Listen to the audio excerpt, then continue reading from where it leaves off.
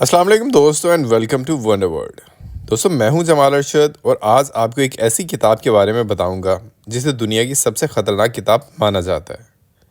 دوستو یہ کتاب کئی تعویذات، غیر سمجھ میں آنے والی زبانوں اور علامات پر مشتمل ہے جن کے بارے میں مصنف کا دعویٰ ہے کہ یہ جنات اور قدیم مخلوقات کی زبانیں ہیں۔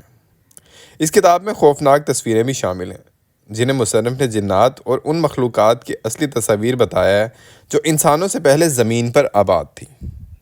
کتاب العزیف کو زمین پر لکھی جانے والی سب سے خطرناک اور پراسرار ترین کتاب سمجھا جاتا ہے۔ دوستو اس پراسرار کتاب کے مصنف ایک عرب شاعر تھے جو یمن کے دارالحکومت سنا میں پیدا ہوئے۔ ان کا نام عبداللہ الحضرت تھا جنہیں العربی المجنون یعنی پاگل عرب بھی کہا جاتا تھا۔ یہ لقب انہیں اس لیے دیا گیا کیونکہ وہ ہمیشہ یہ دعویٰ کرتے تھے کہ وہ ناممکن چیزیں دیکھ سکتے ہیں اور انہیں ان قدیم تہذیبوں کے قصے معلوم تھے جو زمین پر انسانوں سے پہلے آباد تھیں۔ وہ یہ بھی مانتے تھے کہ زمین پر انسانوں سے پہلے عجیب و غریب اور وحشی مخلوقات رہتی تھیں اور ایک دن وہ واپس آ کر زمین پر دوبارہ قابض ہوں گی۔ عبداللہ الحضرت 655 عیسوی میں پیدا ہوئے اور 783 عیسوی میں وفات پائی۔ وہ شاعر ہونے کے ساتھ ساتھ جادو اور ٹونوں کے کاموں میں بھی ملوث تھے۔ عربی زبان میں العزیف کا مطلب رات کے وقت کیڑوں کی آواز ہے۔ اس زمانے میں یہ عقیدہ عام تھا کہ رات کے وقت کیڑوں کی آواز دراصل جنات کی آوازیں ہیں، اس لیے اس کا نام العزیف رکھا گیا۔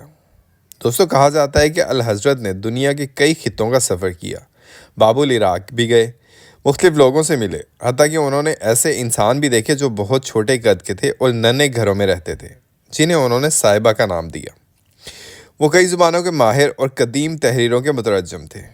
ان کے نظریات اکثر غیر منطقی اور پراسرار ہوتے تھے۔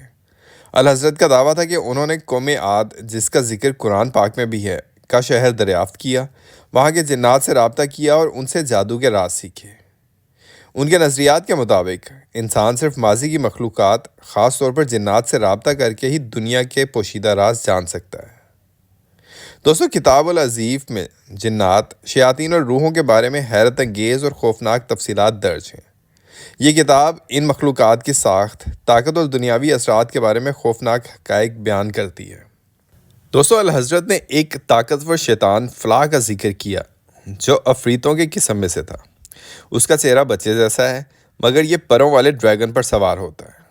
یہ شیطان چھپی ہوئی چیزوں کو ظاہر کرنے اور خزانوں کی جگہ معلوم کرنے کی طاقت رکھتا ہے۔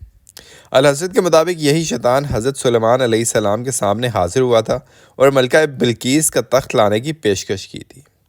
اسی طرح کتاب میں ایک نسل نازغو کا بھی ذکر ملتا ہے۔ یہ سیاہ عبائیں پہنتے ہیں، سیاہ گھوڑوں پر سوار ہوتے ہیں اور افریقہ کے خطے میں جنات و شیاطین پر حکمرانی کرتے ہیں۔ انہیں بلانے کے لیے سب سے طاقتور جادوگر کو بھی قربانیاں پیش کرنا پڑتی ہیں۔